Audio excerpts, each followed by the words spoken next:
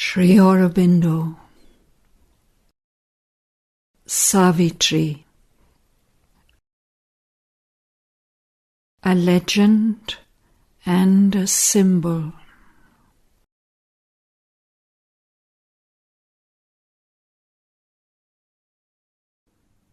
Book 1, Canto 4.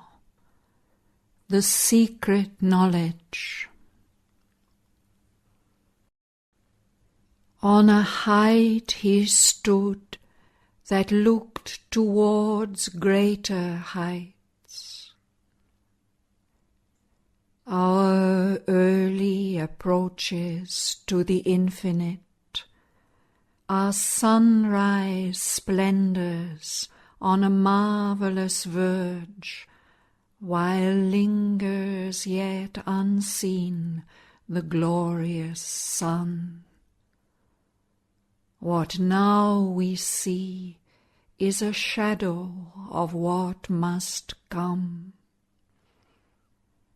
The earth's uplook to a remote unknown is a preface only of the epic climb of human soul from its flat earthly state to the discovery of a greater self and the far gleam of an eternal light.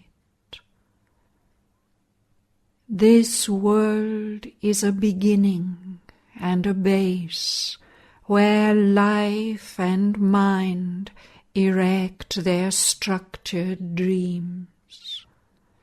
An unborn power must build reality. A death-bound littleness is not all we are. Immortal, our forgotten vastnesses await discovery in our summit selves. Unmeasured breadths and depths of being are ours. Akin to the ineffable secrecy, mystic, eternal in unrealized time, neighbours of heaven are nature's altitudes.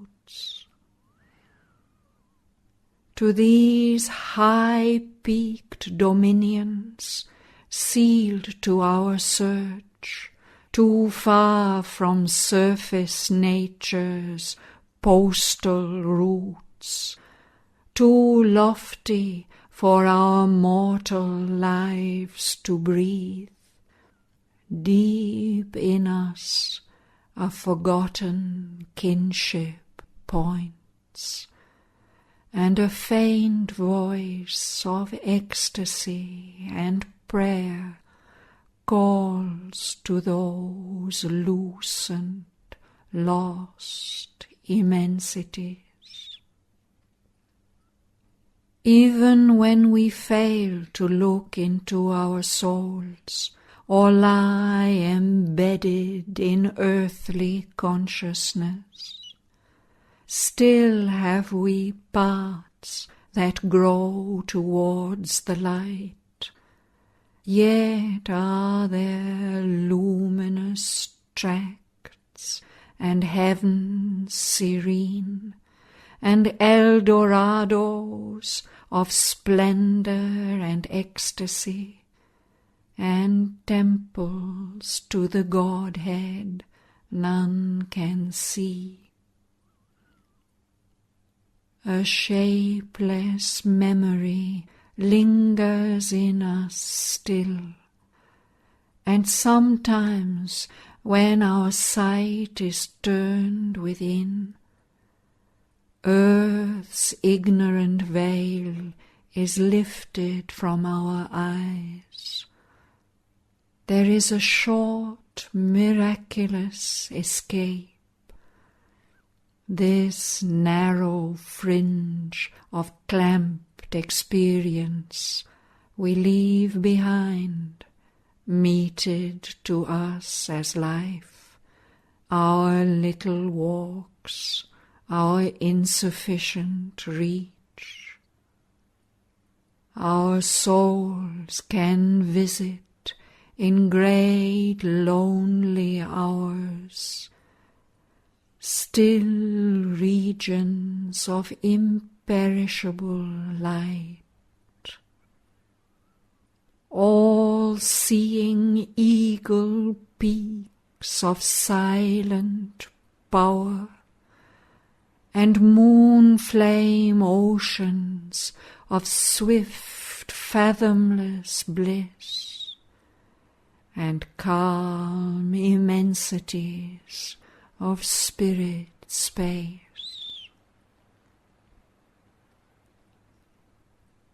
In the unfolding process of the self, sometimes the inexpressible mystery elects a human vessel of descent.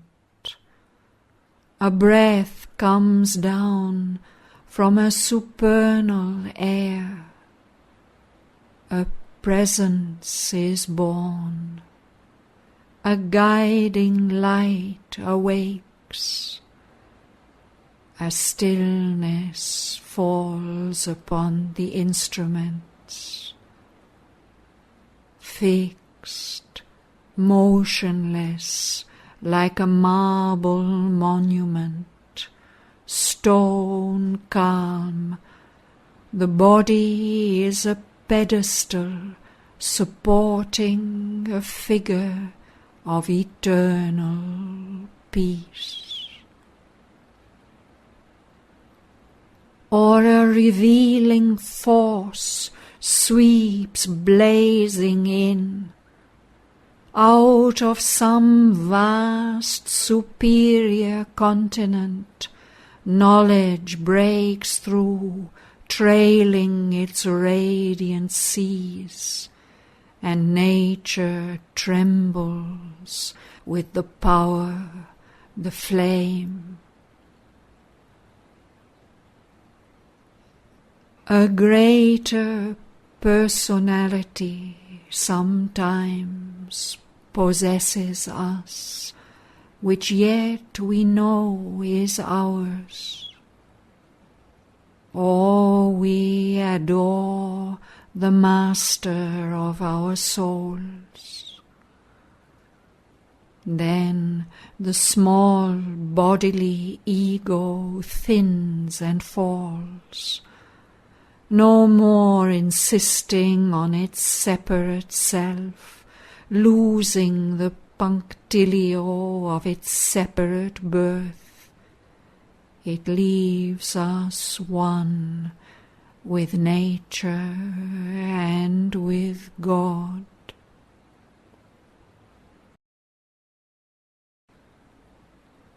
In moments when the inner lamps are lit, and the life's cherished guests are left outside, our spirit sits alone and speaks to its gulfs. A wider consciousness opens then its doors, invading from spiritual silences a ray of the timeless glory stoops a while to commune with our seized, illumined clay, and leaves its huge white stamp upon our lives. In the oblivious field of mortal mind, revealed to the closed prophet eyes of trance, or in some deep internal solitude, witnessed by a strange immaterial sense, the signals of eternity appear. The truth mind could not know unveils its face. We hear what mortal ears have never heard. We feel what earthly sense has never felt. We love what common hearts repel and dread. Our minds hush to a bright omniscient. A voice calls from the chambers of the soul. We meet the ecstasy of the Godhead's touch in golden privacies of immortal fire.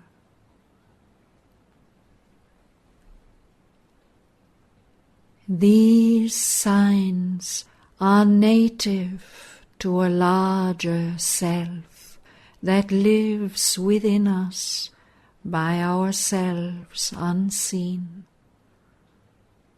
Only sometimes a holier influence comes, a tide of mightier surgings bears our lives, and a diviner presence moves the soul.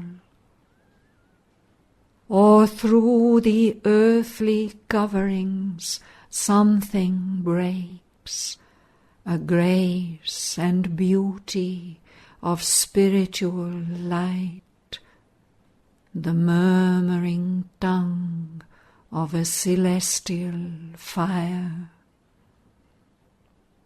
Ourself and a high stranger whom we feel, it is and acts unseen as if it were not. It follows the line of sempiternal birth, yet seems to perish with its mortal frame. Assured of the apocalypse to be, it reckons not the moments and the hours.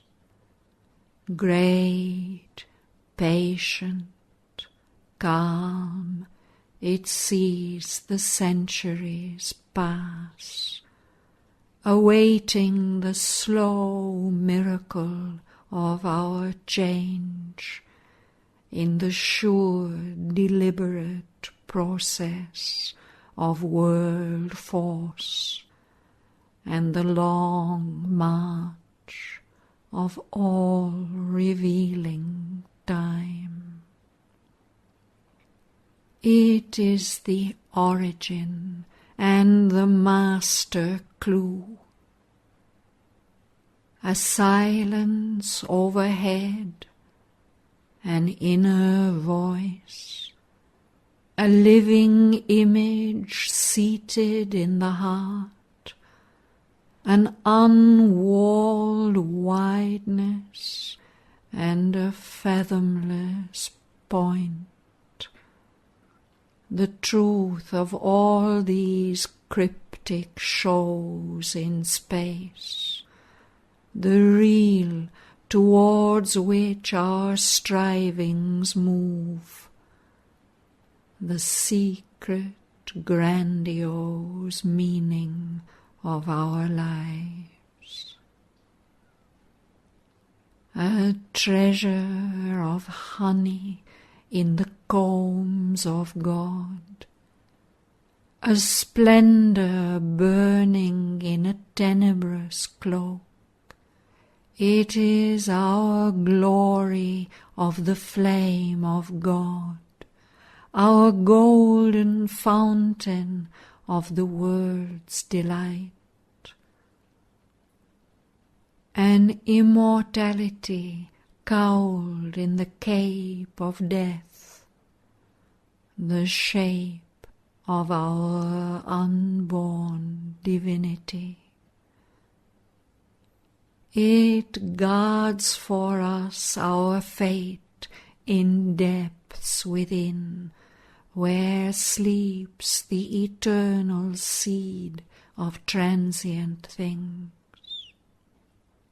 Always we bear in us a magic key, concealed in life's hermetic envelope, a burning witness in the sanctuary regards through time and the blind walls of form. A timeless light is in his hidden eyes. He sees the secret things no words can speak, and knows the goal of the unconscious world and the heart of the mystery of the journeying years.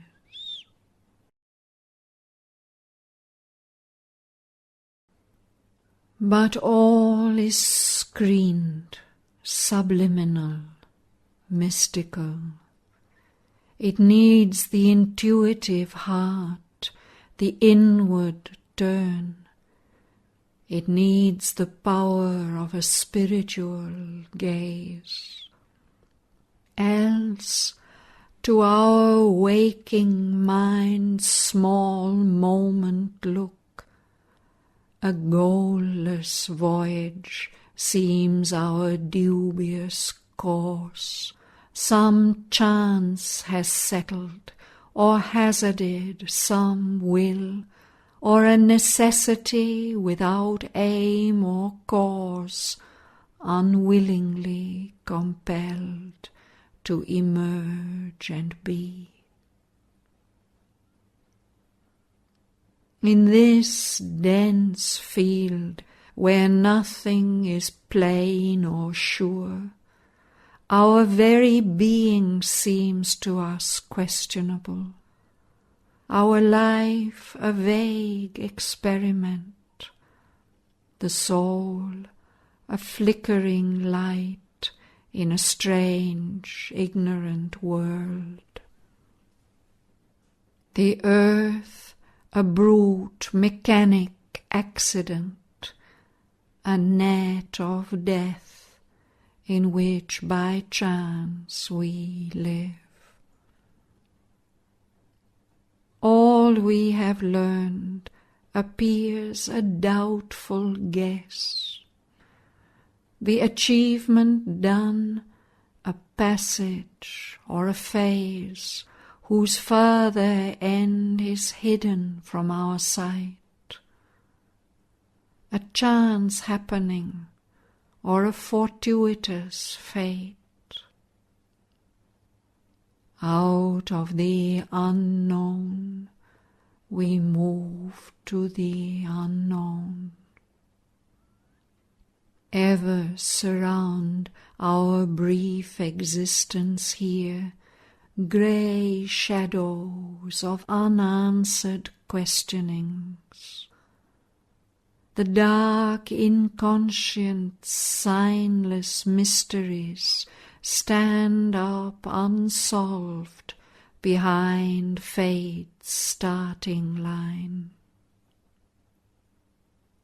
An aspiration in the night's profound, seed of a perishing body and half-lit mind, uplifts its lonely tongue of conscious fire towards an undying light forever lost.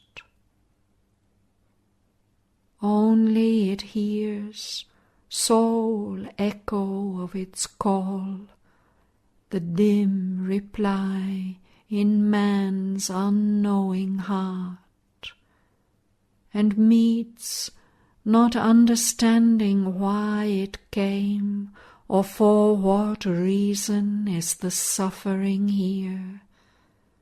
God's sanction to the paradox of life and the riddle of the immortal's birth in time. Along a path of eons serpentine, in the coiled blackness of her nescient course, the earth goddess toils across the sands of time. A being is in her whom she hopes to know. A word speaks to her heart she cannot hear. A fate compels whose form she cannot see.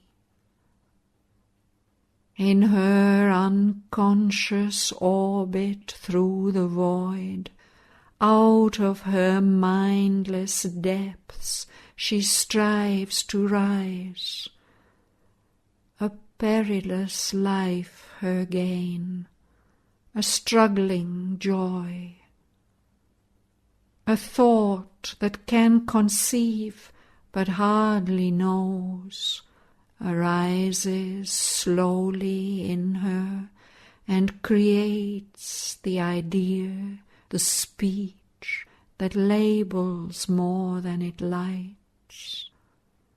A trembling gladness that is less than bliss invades from all this beauty that must die.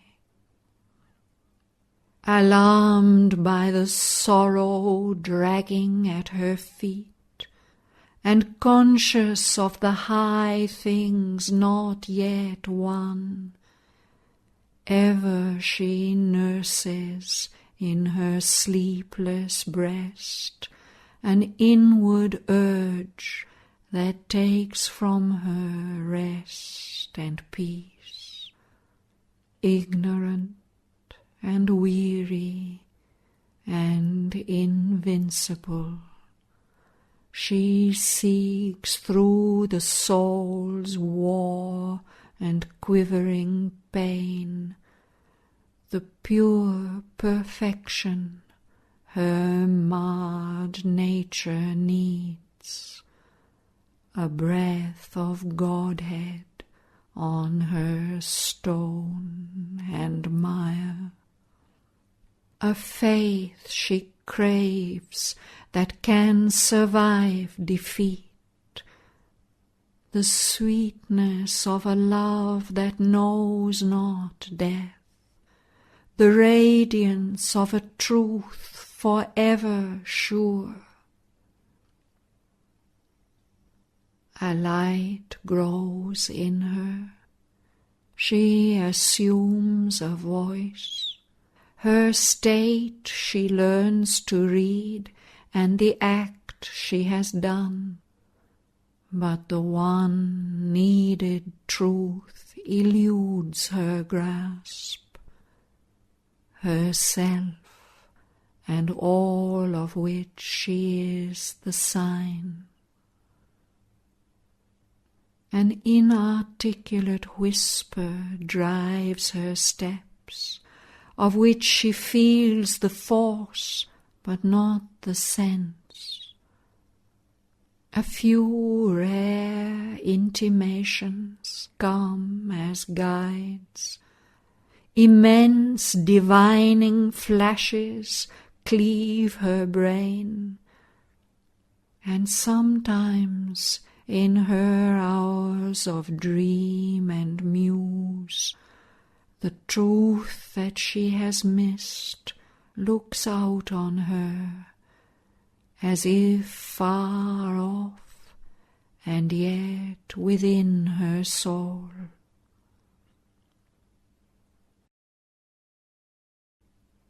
A change comes near that flees from her surmise, and ever postponed compels attempt and hope, yet seems too great for mortal hope to dare.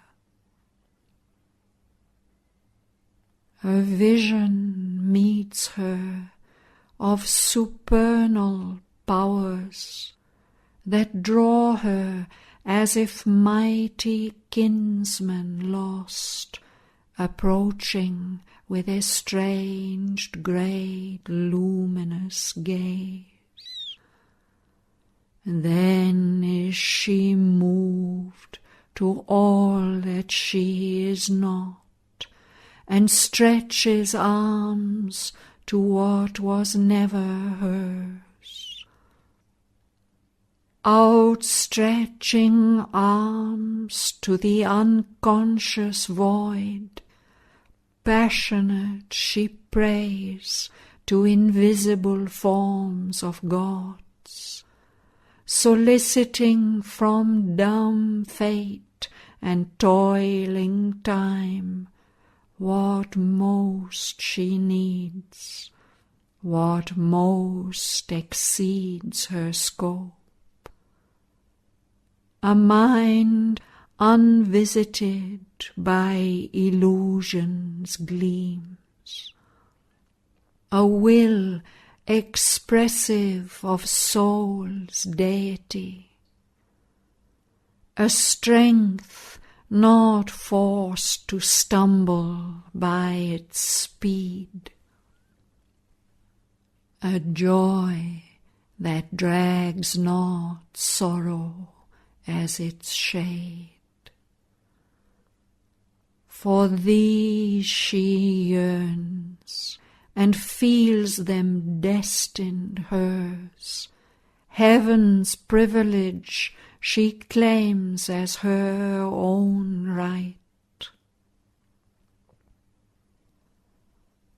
Just is her claim, the all-witnessing gods approve, clear in a greater light than reason owns.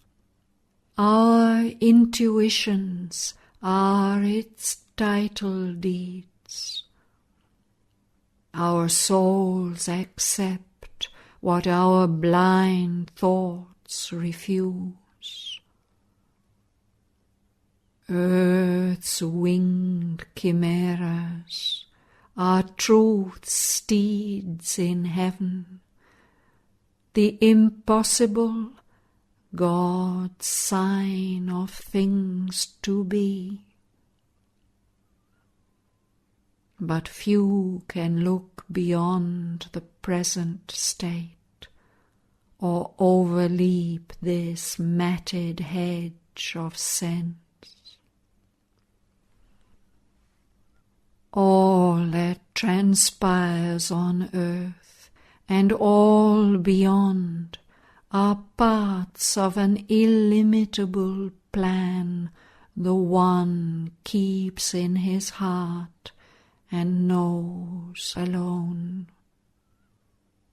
Our outward happenings have their seed within, and even this random fate that imitates chance, this mass of unintelligible results, are the dumb graph of truths that work unseen.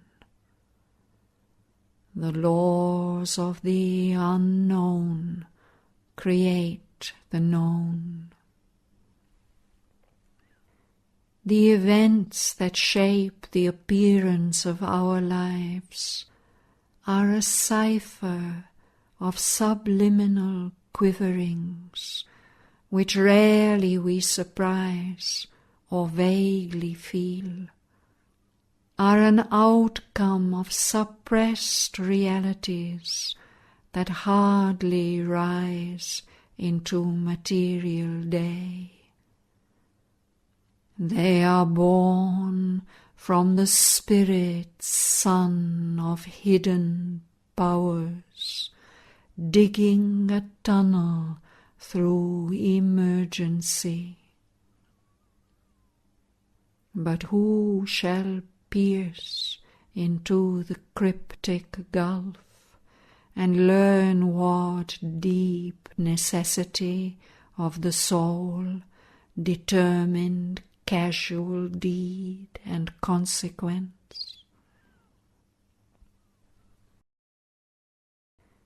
The events that shape the appearance of our lives are a cipher of subliminal quiverings, which rarely we surprise or vaguely feel, are an outcome of suppressed realities that hardly rise into material day. They are born from the spirit's sun of hidden powers, digging a tunnel through emergency. But who shall pierce into the cryptic gulf and learn what deep necessity of the soul determined casual deed and consequence? Absorbed in a routine of daily acts, our eyes are fixed on an external scene. We hear the crash of the wheels of circumstance and wonder at the hidden cause of things. Yet a foreseeing knowledge might be ours, if we could take our spirit's stand within, if we could hear the muffled daimon voice. Too seldom is the shadow of what must come cast in an instant on the secret sense which feels the shock of the invisible, and seldom in the few who answer give the mighty process of the cosmic will communicates its image to our sight, identifying the world's mind with ours. Our range is fixed within the crowded arc of what we observe and touch and thought can guess, and rarely dawns the light of the unknown, waking in us the prophet and the seer. The outward and the immediate are our field. The dead past is our background and support. Mind keeps the soul prisoner. We are slaves to our acts. We cannot free our gaze to reach wisdom's sun. Inheritor of the brief animal mind, man, still a child in nature's mighty hands, in the succession of the moments lives. To a changing present is his narrow right. His memory stares back at a phantom past. The future flees before him as he moves. He sees imagined garments, not a face. Armed with a limited, precarious strength, he saves his fruits of work from adverse chance. A struggling ignorance is his wisdom's mate. He waits to see the consequence of his acts. He waits to weigh the certitude of his thoughts. He knows not what he shall achieve or when. He knows not whether at last he shall survive or end like the mastodon and the sloth and perish from the earth where he was king. He is ignorant of the meaning of his life. He is ignorant of his high and splendid fate. Only the immortals on their deathless heights, dwelling beyond the walls of time and space, masters of living, free from the bonds of thought, who are overseers of fate and chance and will, and experts of the theorem of world need, can see the idea, the might that changed time's course, come maned with light from undiscovered worlds. Here, while the world toils on with its deep, blind heart, the galloping hooves of the unforeseen event, bearing the superhuman rider near, and, impassive to earth's din and startled cry, return to the silence of the hills of God. As lightning leaps, as thunder sweeps, they pass and leave their mark on the trampled breast of life.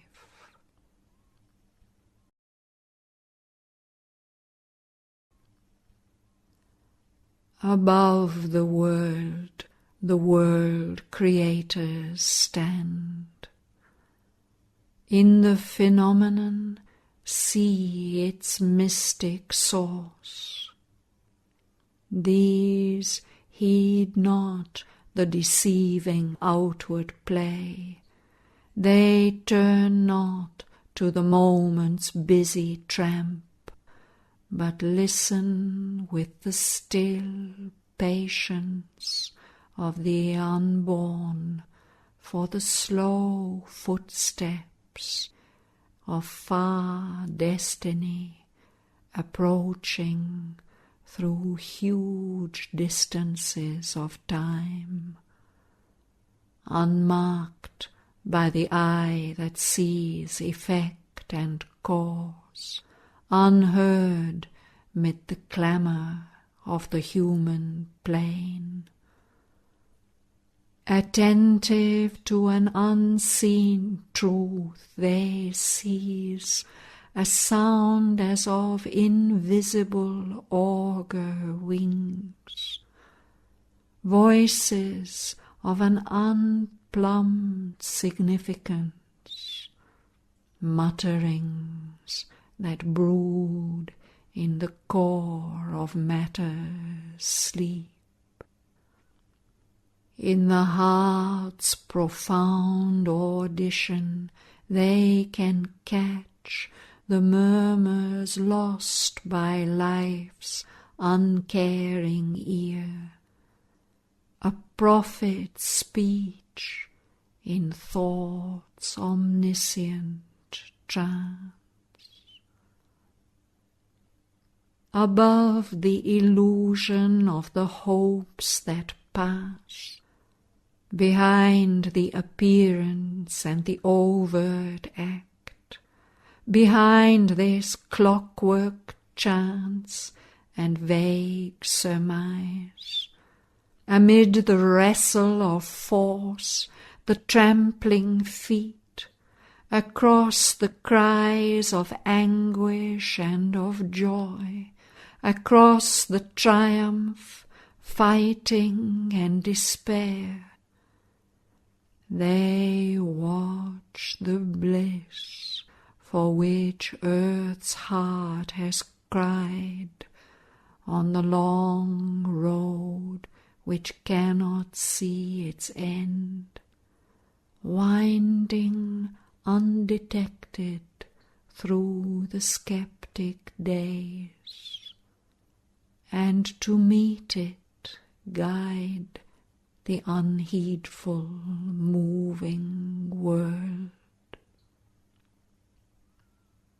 Thus will the masked transcendent mount his throne. When darkness deepens, strangling the earth's breast, and man's corporeal mind is the only lamp, as a thief's in the night shall be the covered tread of one who steps unseen into his house. A voice ill-heard shall speak, the soul obey.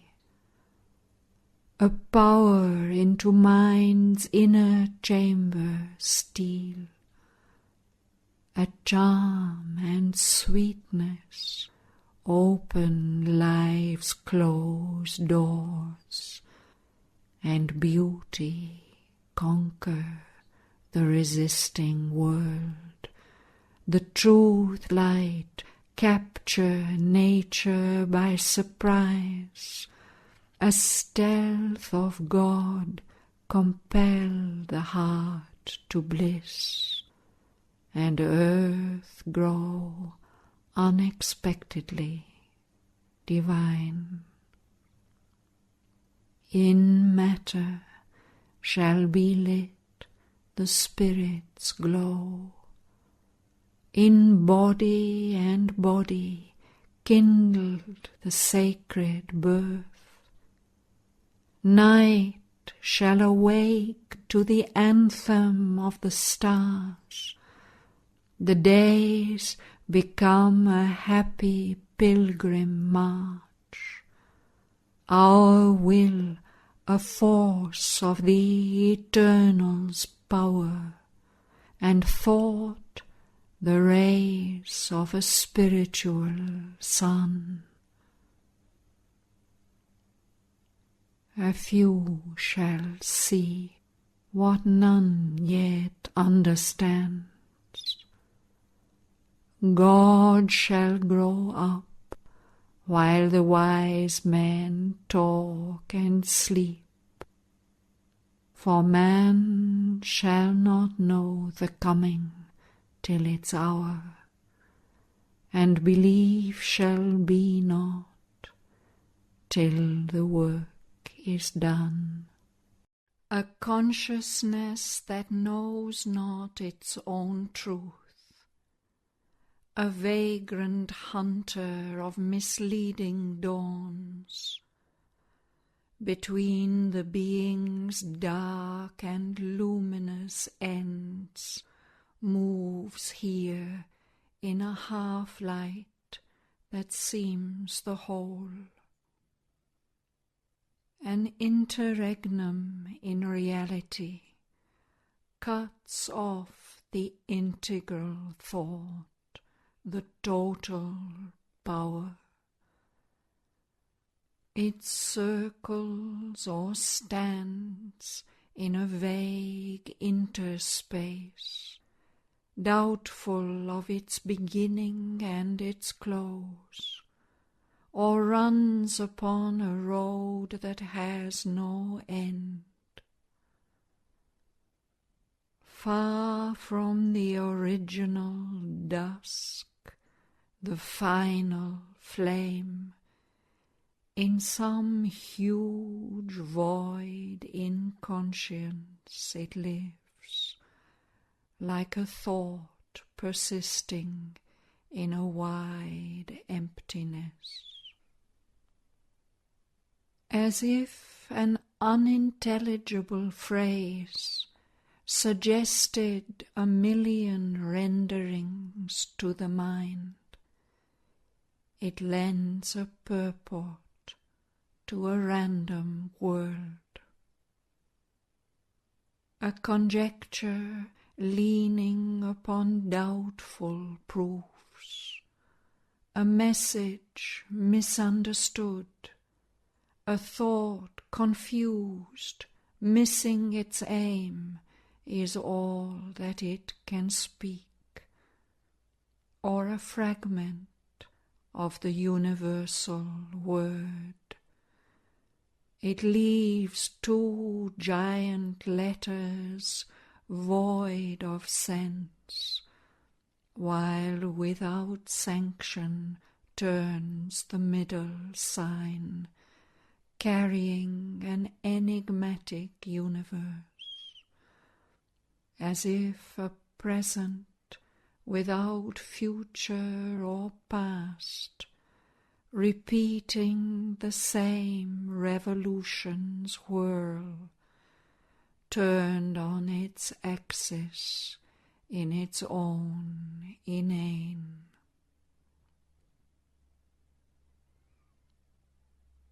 Thus is the meaning of creation veiled, for without context reads the cosmic page. Its signs stare at us like an unknown script, as if appeared screened by a foreign tongue or code of splendor signs without a key, a portion of a parable sublime.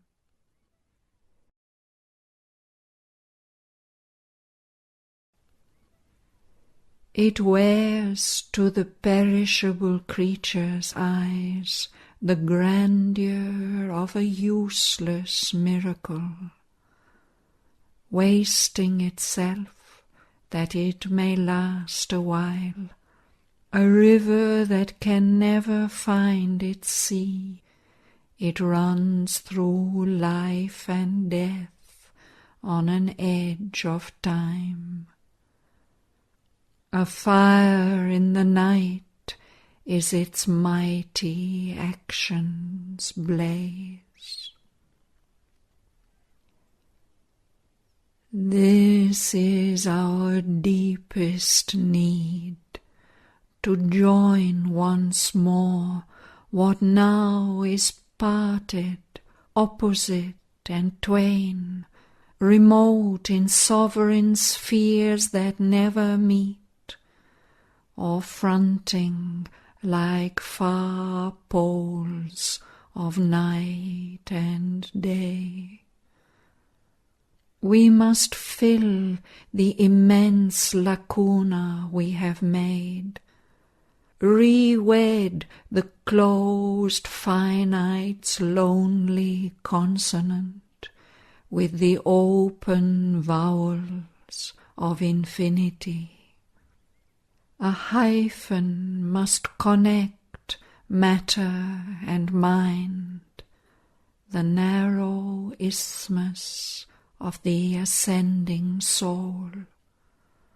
We must renew the secret bond in things. Our hearts recall the lost divine idea, reconstitute the perfect word, unite the Alpha and the Omega in one sound. Then shall the spirit and nature be at one. Two are the ends of the mysterious plan. In the wide, signless ether of the self, in the unchanging silence, white and nude, aloof, resplendent like gold dazzling suns, veiled by the ray no mortal eye can bear, the Spirit's bare and absolute potencies burn in the solitude of the thoughts of God. A rapture and a radiance and a hush, delivered from the approach of wounded hearts, denied to the idea that looks at grief, remote from the force that cries out in its pain. In his inalienable bliss they live, immaculate in self-knowledge and self-power, calm they repose on the eternal will. Only his law they count, and him obey. They have no goal to reach, no aim to serve. Implacable in their timeless purity, all barter or bribe of worship they refuse. Unmoved by cry of revolt and ignorant prayer, they reckon not our virtue and our sin. They bend not to the voices that implore. They hold no traffic with error and its reign. They are guardians of the silence of the truth. They are keepers of the immutable decree. A deep surrender is their source of might. A still identity their way to know. Motionless is their action like a sleep. At peace regarding the trouble beneath the stars, deathless, watching the works of death and chance, immobile, seeing the millenniums pass, untouched, while the long map of fate unrolls, they look on our struggle with impartial eyes. And yet without them cosmos could not be. Impervious to desire and doom and hope, their station of inviolable might, moveless, upholds the world's enormous task. Its ignorance is by their knowledge lit, its yearning lasts by their indifference. As the height draws the low ever to climb, as the breadths draw the small to adventure vast. Their aloofness drives man to surpass himself. Our passion heaves to wed the Eternal's calm. Our dwarf-search mind to meet the Omniscient's light. Our helpless hearts to enshrine the Omnipotent's force. Acquiescing in the wisdom that made hell, and the harsh utility of death and tears. Acquiescing in the gradual steps of time, careless they seem of the grief that stings the world's heart, careless of the pain that rends its body and life. Above joy and sorrow is that grandeur's walk. They have no portion in the good that dies. Mute, pure, they share not in the evil done. Else might their strength be marred and could not save.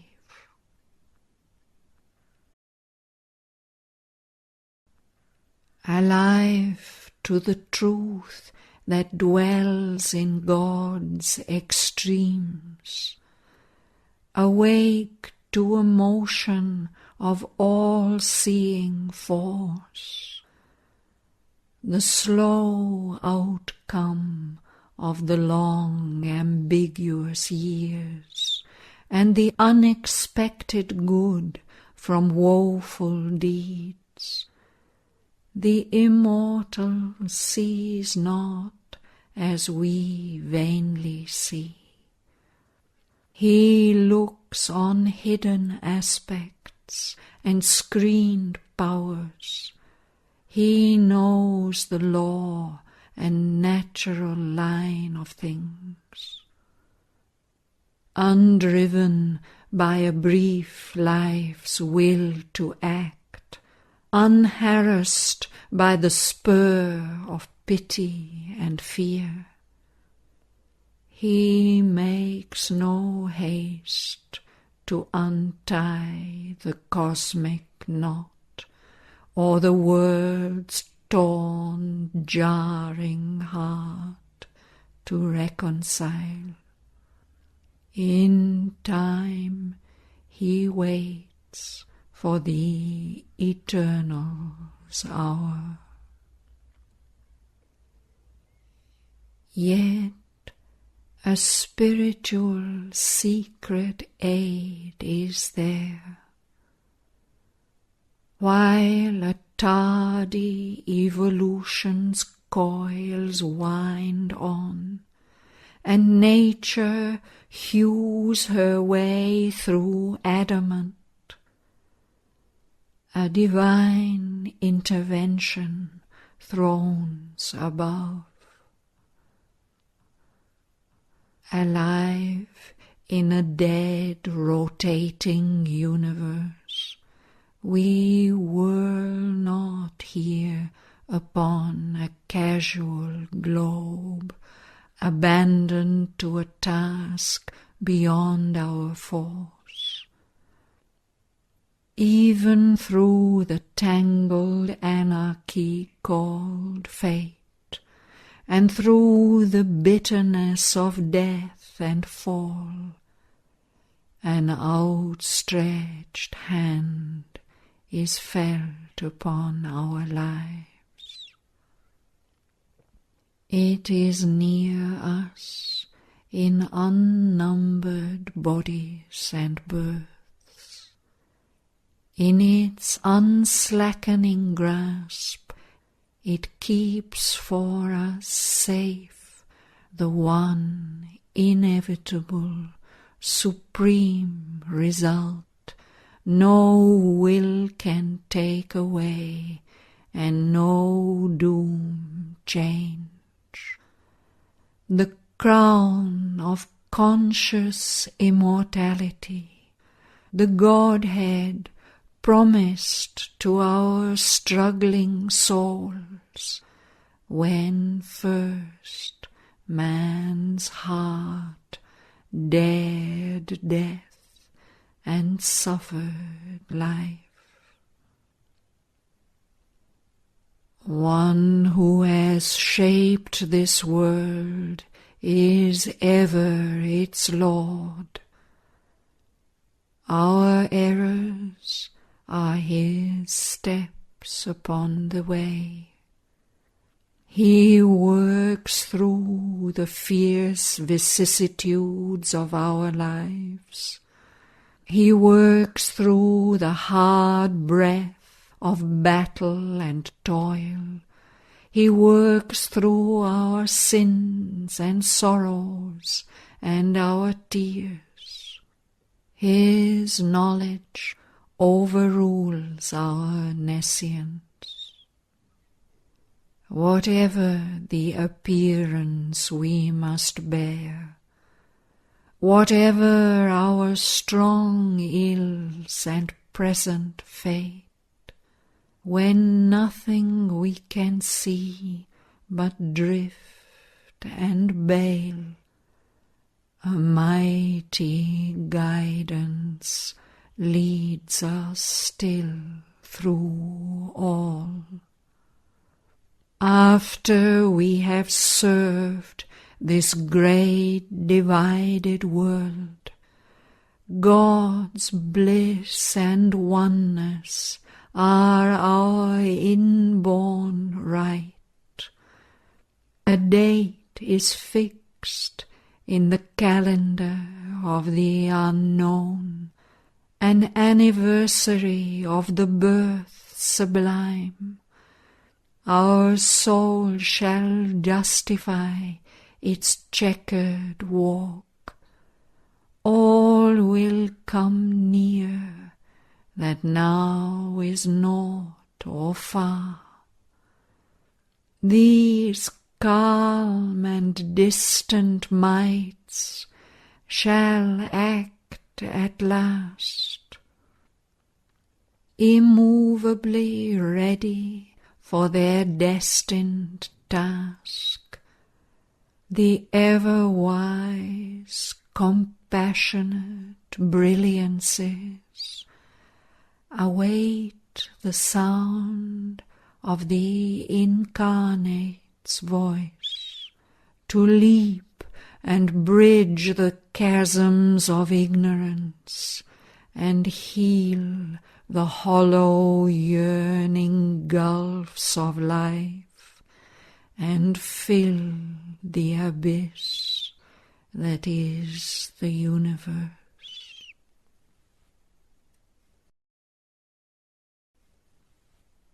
Here, meanwhile, at the Spirit's opposite pole, in the mystery of the deeps that God has built for his abode below the thinker's sight, in this compromise of a stark absolute truth with the light that dwells near the dark end of things, in this tragic comedy of divine disguise, this long far seeking for joy ever near, in the grandiose dream of which the world is made, in this gold dome on a black dragon base, the conscious force that acts lights in nature's breast. A dark-robed labourer in the cosmic scheme, carrying clay images of unborn gods, executrix of the inevitable idea, hampered, enveloped by the hoops of fate,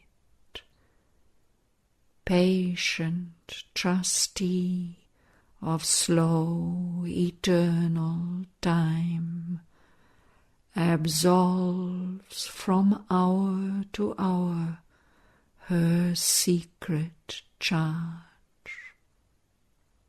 All she foresees in masked imperative depths, the dumb intention of the unconscious gulfs, answers to a will that sees upon the heights, and the evolving word's first syllable, ponderous, brute-sensed, contains its luminous close, privy to a summit victory's vast descent, and the portent of the soul's immense uprise. All here, where each thing seems its lonely self, are figures of the soul transcendent one. Only by him they are. His breath is their life. An unseen presence moulds the oblivious clay. A playmate in the mighty mother's game, one came upon the dubious whirling globe to hide from her pursuit in force and form. A secret spirit in the inconscient's sleep, a shapeless energy, a voiceless word. He was here before the elements could emerge, before there was light of mind or life could breathe. Accomplice of her cosmic huge pretense, his semblances he turns to real shapes, and makes the symbol equal with the truth. He gives to his timeless thoughts a form in time. He is the substance, he the self of things. She has forged from him her works of skill and might. She wraps him in the magic of her moods, and makes of his myriad truths her countless dreams.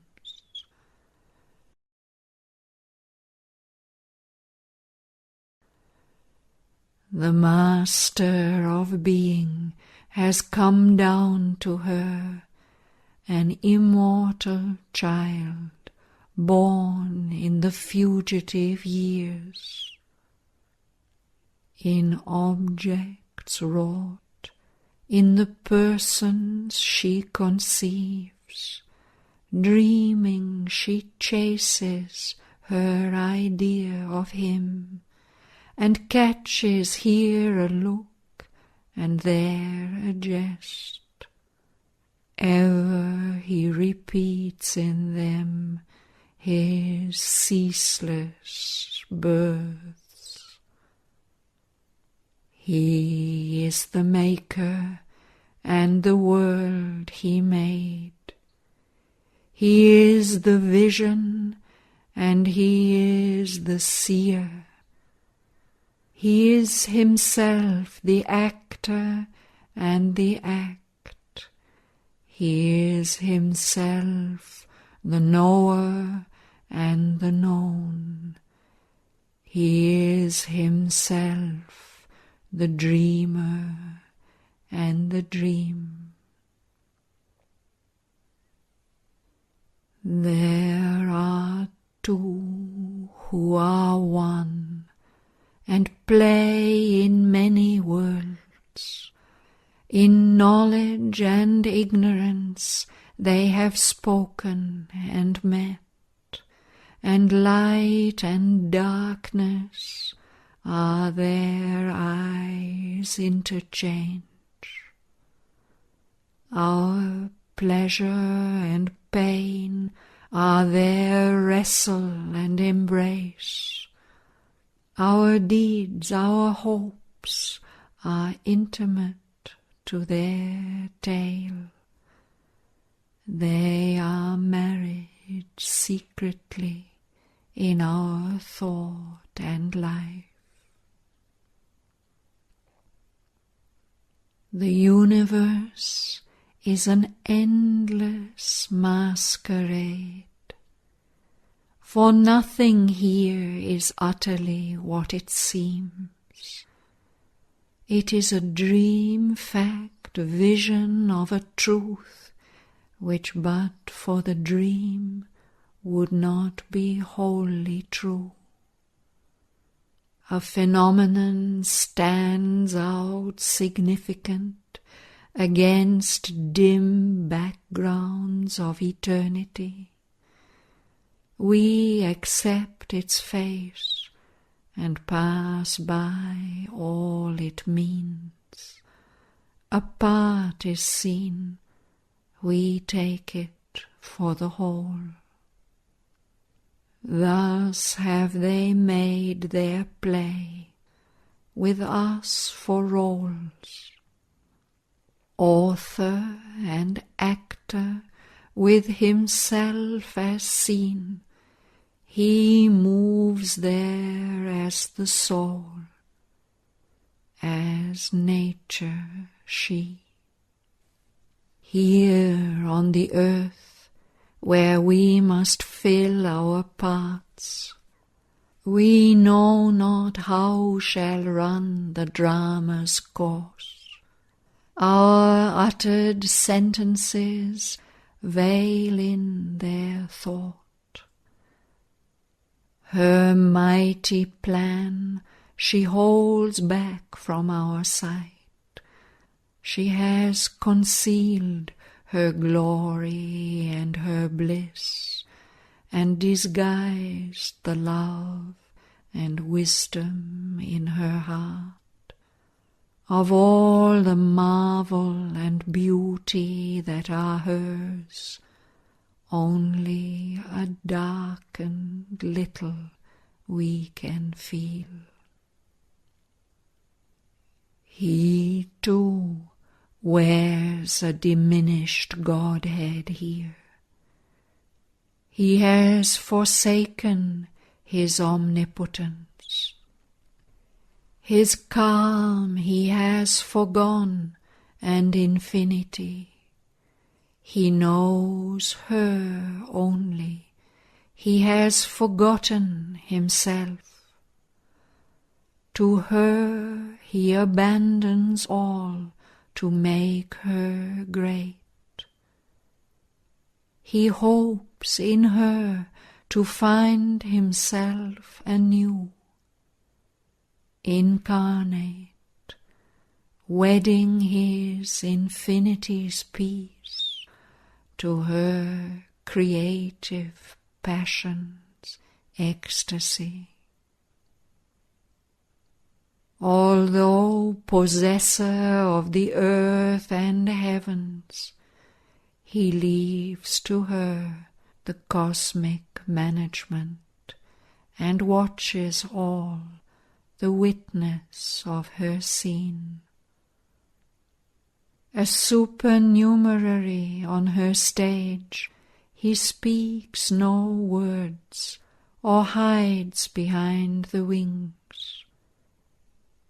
He takes birth in her world, waits on her will, divines her enigmatic gestures sense, the fluctuating chance turns of her mood, works out her meanings she seems not to know, and serves her secret purpose in long time. As one too great for him, he worships her. He adores her as his regent of desire. He yields to her as the mover of his will. He burns the incense of his nights and days, offering his life a splendor of sacrifice. A rapt solicitor for her love and grace, his bliss in her to him is his whole world. He grows through her in all his being's powers. He reads by her God's hidden aim in things. Or a courtier in her countless retinue, content to be with her and feel her near, he makes the most of the little that she gives, and all she does drapes with his own delight. A glance can make his whole day wonderful. A word from her lips with happiness wings the hours. He leans on her for all he does and is. He builds on her largesses his proud, fortunate days, and trails his peacock plumage joy of life, and suns in the glory of her passing smile. In 1,000 ways he serves her royal needs. He makes the hours pivot around her will, makes all reflect her whims. All is their play. This whole wide world is only he and she.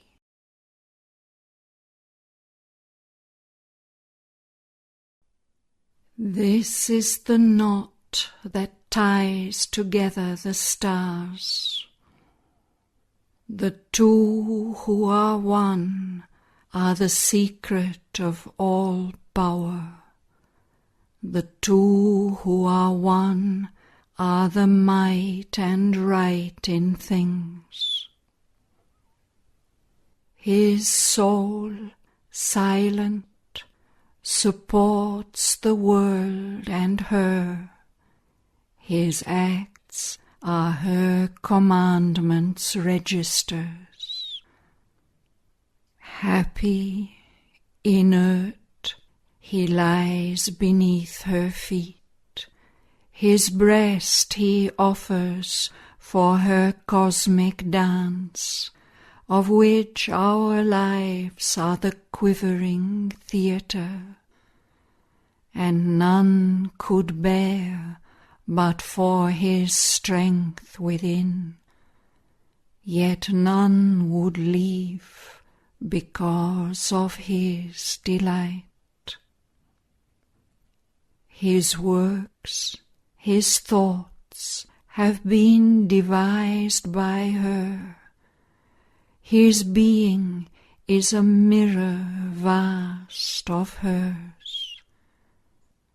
Active, inspired by her, he speaks and moves.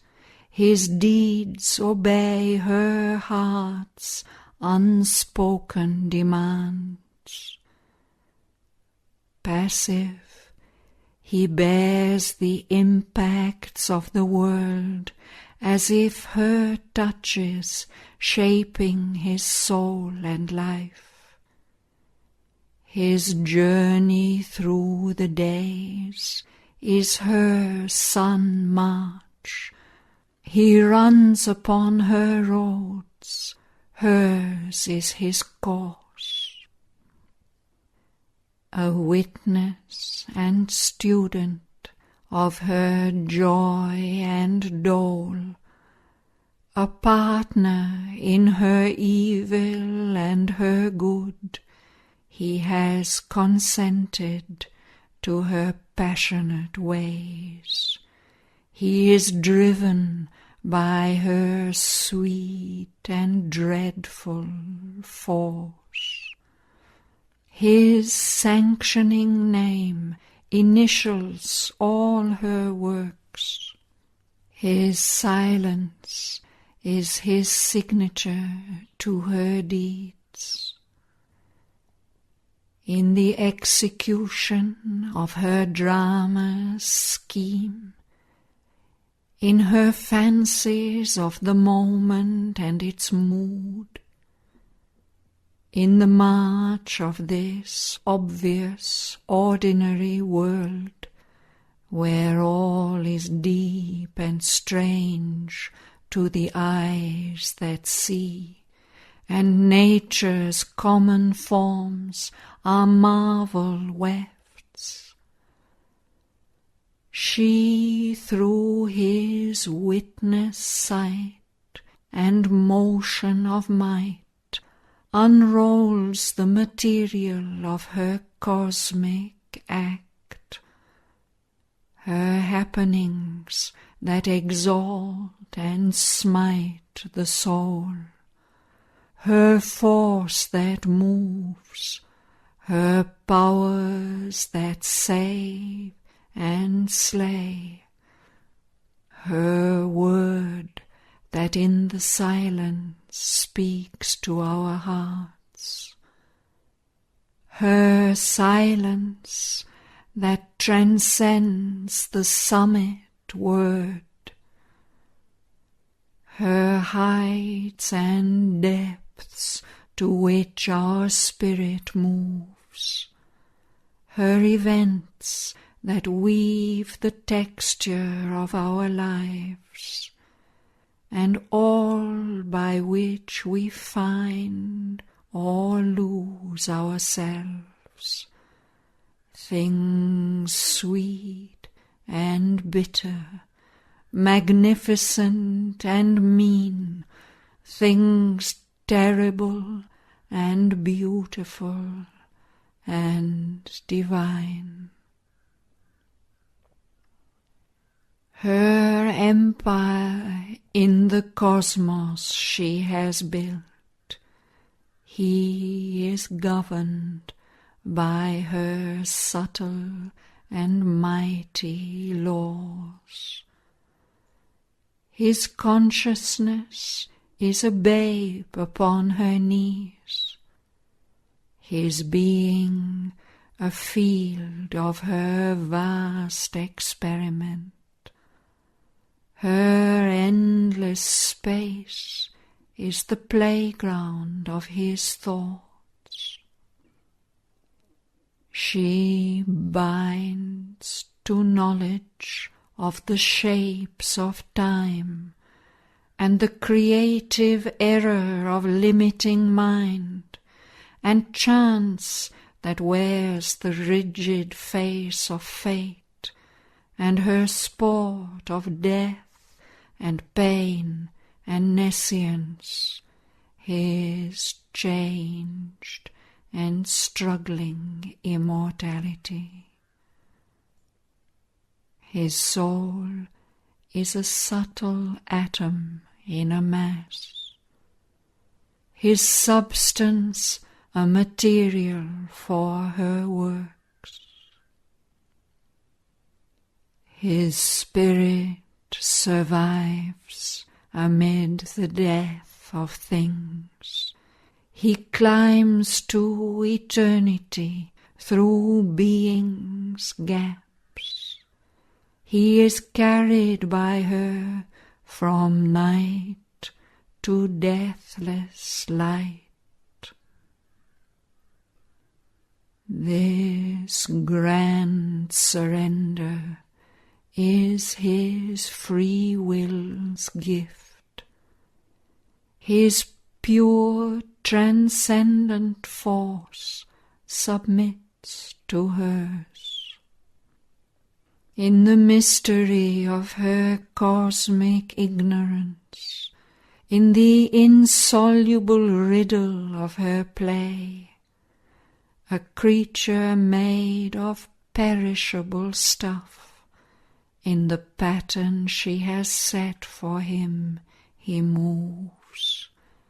He thinks with her thoughts, with her trouble his bosom heaves. He seems the thing that she would have him seem. He is whatever her artist will can make.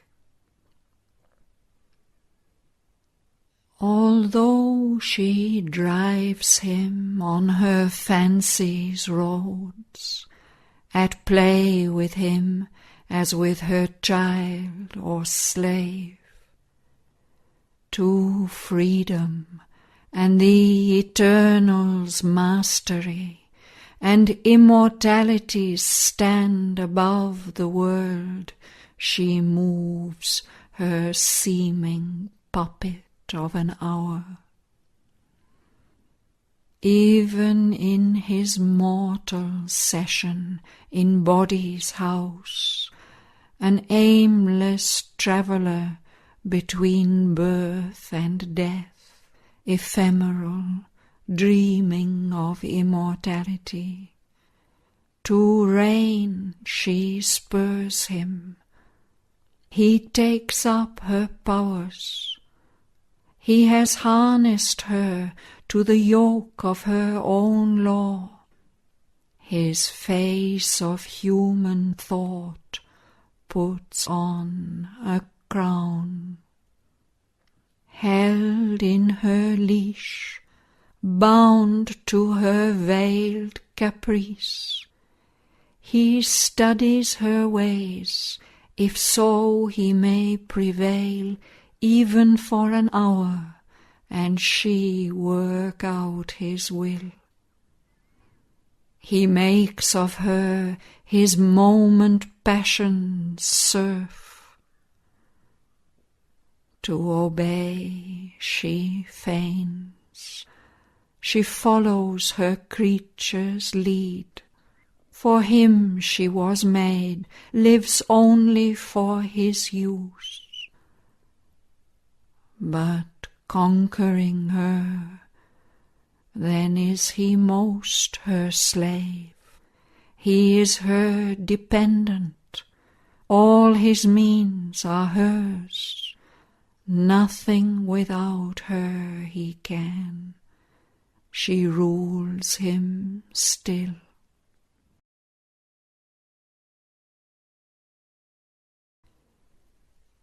At last he wakes to a memory of self. He sees within the face of deity. The Godhead breaks out through the human mould. Her highest heights she unmasks and is his mate. Till then he is a plaything in her game, her seeming regent, yet her fancy's toy, a living robot moved by her energy's springs. He acts as in the movements of a dream, an automaton stepping in the grooves of fate. He stumbles on, driven by her whip of force. His thought labours, a bullock in time's fields. His will, he thinks his own, is shaped in her forge. Obedient to world nature's dumb control, driven by his own formidable power, his chosen partner in a Titan game, her will he has made the master of his fate, her whim the dispenser of his pleasure and pain. He has sold himself into her regal power for any blow or boon that she may choose. Even in what is suffering to our sense, he feels the sweetness of her mastering touch. In all experience meets her blissful hands. On his heart he bears the happiness of her tread, and the surprise of her arrival's joy in each event and every moment's chance. All she can do is marvelous in his sight. He revels in her, a swimmer in her sea, a tireless amateur of her world delight. He rejoices in her every thought and act, and gives consent to all that she can wish. Whatever she desires, he wills to be. The Spirit, the innumerable One, he has left behind his lone eternity. He is an endless birth in endless time, her finite's multitude in an infinite space.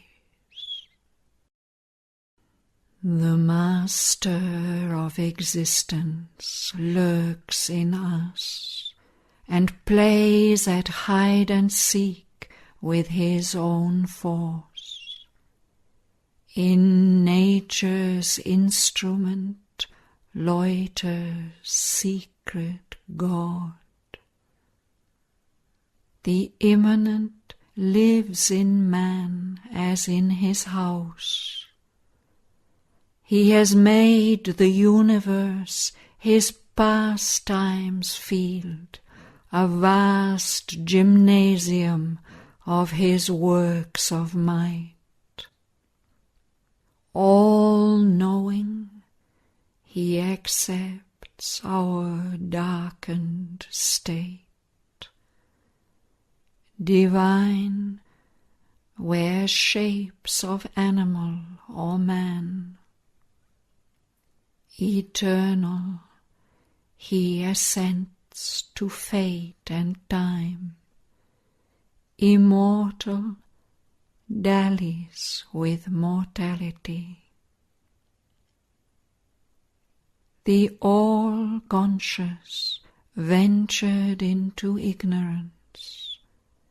The all-blissful bore to be insensible. Incarnate in a world of strife and pain, he puts on joy and sorrow like a robe, and drinks experience like a strengthening wine. He whose transcendence rules the pregnant vasts, prescient now dwells in our subliminal depths, a luminous individual power alone.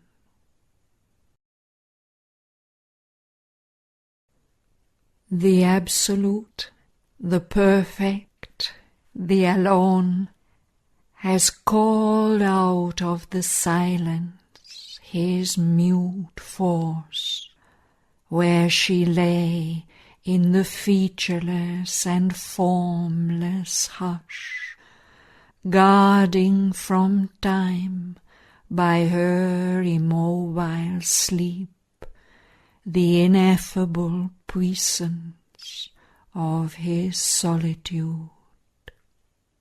The Absolute, the Perfect, the Alone, has entered with his silence into space. He has fashioned these countless persons of one self. He has built 1,000,000 figures of his power. He lives in all who lived in his vast alone. Space is himself, and time is only he.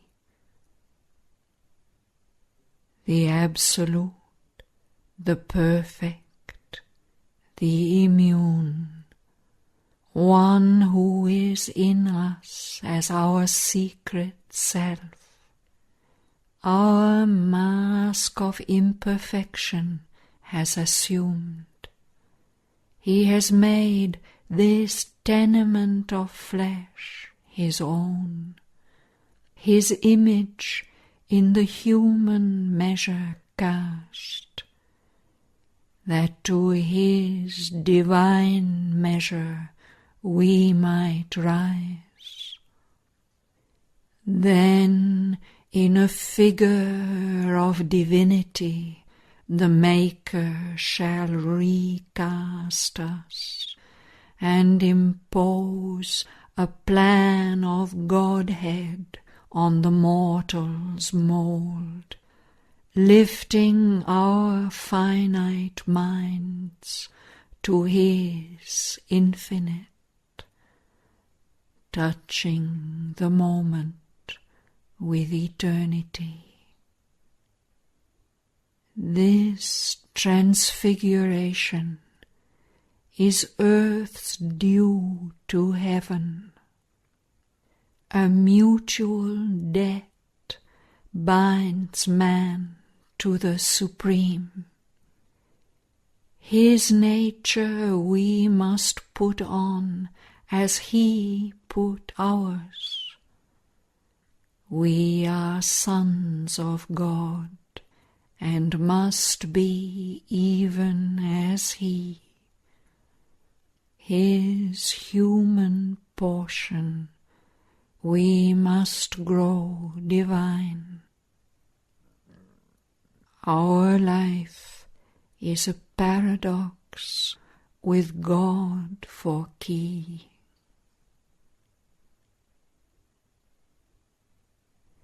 But meanwhile all is a shadow cast by a dream. and to the musing and immobile spirit, life and himself don the aspect of a myth, the burden of a long unmeaning tale. For the key is hid, and by the inconscient kept. The secret God beneath the threshold dwells, in a body obscuring the immortal spirit, a nameless resident, vesting unseen powers with matter's shapes and motives beyond thought, and the hazard of an unguessed consequence. An omnipotent, indiscernible influence, he sits, unfelt by the form in which he lives, and veils his knowledge by the groping mind. A wanderer in a world his thoughts have made, he turns in a chiaroscuro of error and truth to find a wisdom that on high is his. As one forgetting, he searches for himself, as if he had lost an inner light he seeks. As a sojourner lingering amid alien scenes, he journeys to a home he knows no more. His own self's truth he seeks, who is the truth.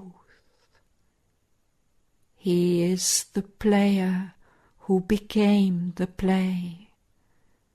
He is the thinker who became the thought. He is the many who was the silent one. In the symbol figures of the cosmic force, and in her living and inanimate signs, and in her complex tracery of events, he explores the ceaseless miracle of himself, till the thousandfold enigma has been solved in the single light of an all-witnessing soul.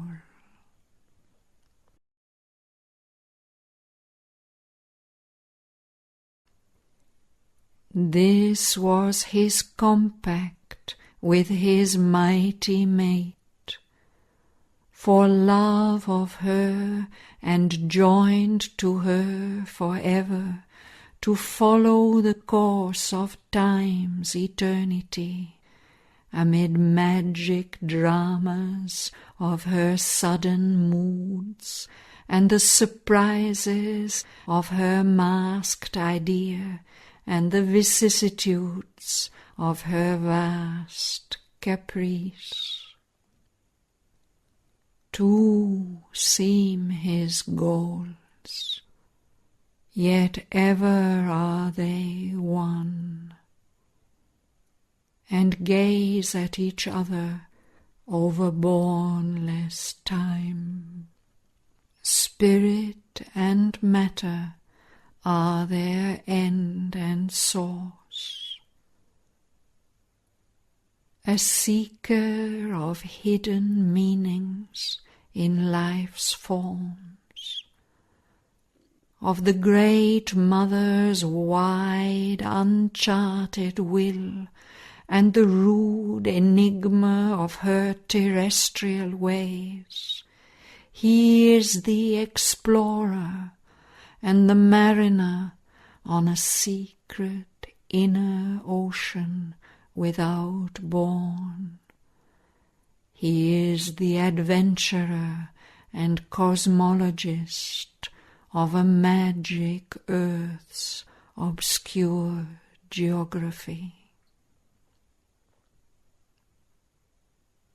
In her material order's fixed design, where all seem sure, and even when changed the same, even though the end is left forever unknown, and ever unstable is life's shifting flow, his paths are found for him by silent fate.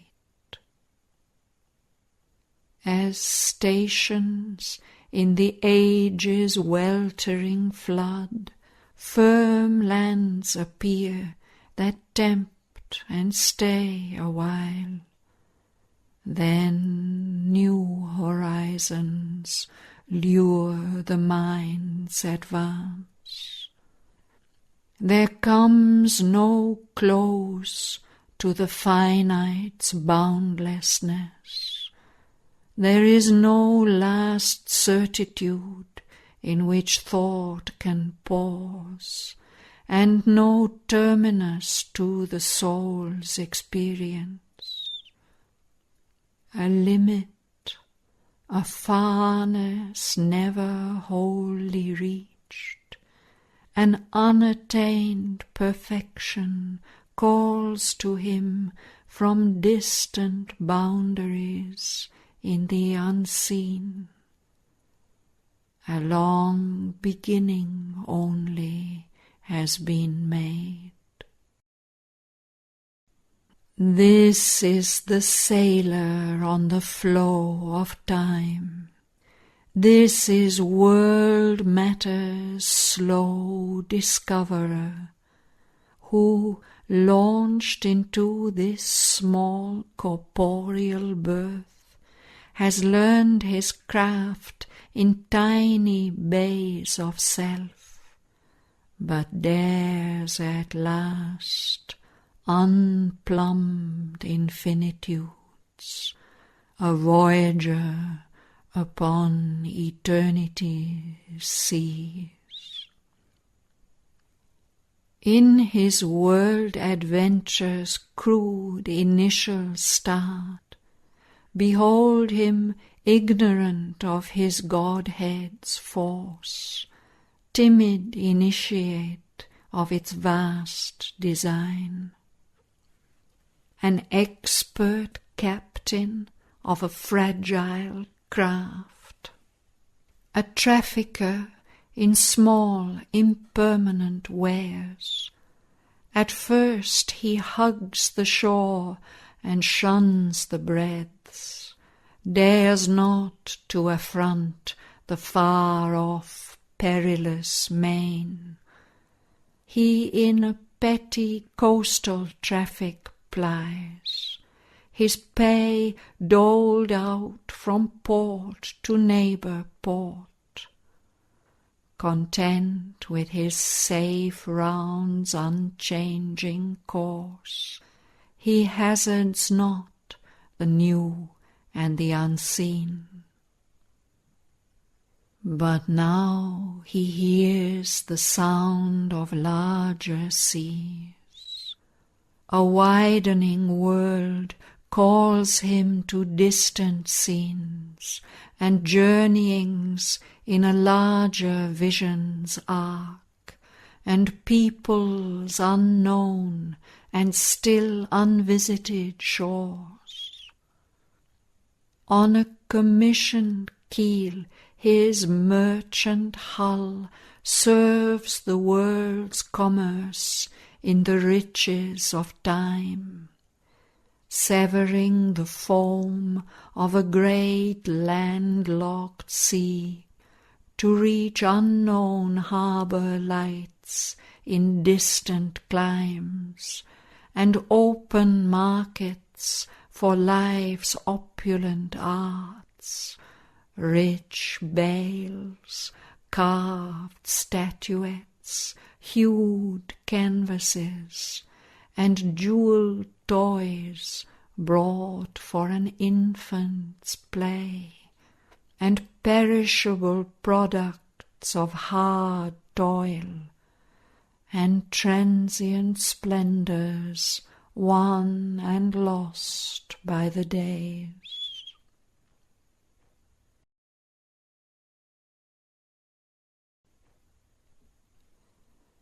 Or, passing through a gate of pillar rocks, venturing not yet to cross oceans unnamed and journey into a dream of distances, he travels close to unfamiliar coasts and finds new haven in storm-troubled isles. Or, guided by a sure compass in his thought, he plunges through a bright haze that hides the stars, steering on the trade routes of ignorance. His prow pushes towards undiscovered shores. He chances on unimagined continents. A seeker of the islands of the blessed, he leaves the last lands, crosses the ultimate seas. He turns to eternal things his symbol quest. Life changes for him its time-constructed scenes, its images veiling infinity. Earth's borders recede, and the terrestrial air hangs round him no longer its translucent veil. He has crossed the limit of mortal thought and hope. He has reached the world's end and stares beyond.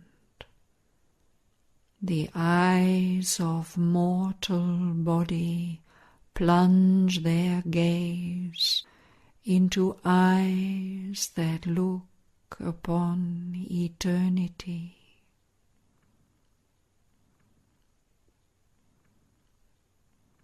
A greater world time's traveller must explore. At last he hears a chanting on the heights, and the far speaks, and the unknown grows near. He crosses the boundaries of the unseen, and passes over the edge of mortal sight to a new vision of himself and things. He is a spirit in an unfinished world that knows him not and cannot know itself. The surface symbol of his goalless quest takes deeper meanings to his inner view. His is a search of darkness for the light, of mortal life for immortality. In the vessel of an earthly embodiment, over the narrow rails of limiting sense, he looks out on the magic waves of time, where mind like a moon illumines the world's dark. There is limbed, ever retreating from the eyes, as if in a tenuous, misty dream light drawn, the outline of a dim, mysterious shore. A sailor on the inconscient's fathomless sea, he voyages through a starry world of thought on matter's deck to a spiritual sun. Across the noise and multitudinous cry, across the rapt, unknowable silences, through a strange mid-world under supernal skies, beyond earth's longitudes and latitudes, his goal is fixed outside all present maps. But none learns whither through the unknown he sails, or what secret mission the Great Mother gave. In the hidden strength of her omnipotent will, driven by her breath across life's tossing deep, through the thunder's roar and through the windless hush, through fog and mist where nothing more is seen, he carries her sealed orders in his breast. Late will he know, opening the mystic script, whether to a blank port in the unseen he goes, or, armed with her fiat, to discover a new mind and body in the city of God, and enshrine the immortal in his glory's house, and make the finite one with infinity.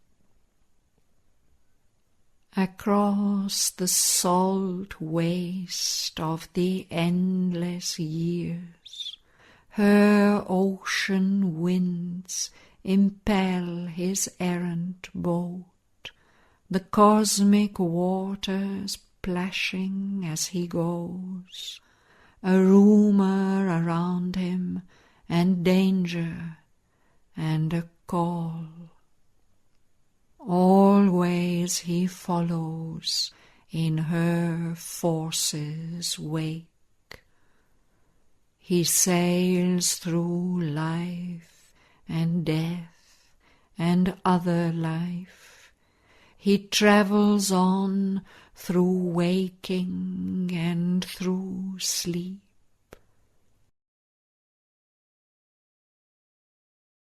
A power is on him from her occult force that ties him to his own creation's fate, and never can the mighty traveller rest, and never can the mystic voyage cease, till the nescient dusk is lifted from man's soul, and the morns of God have overtaken his night.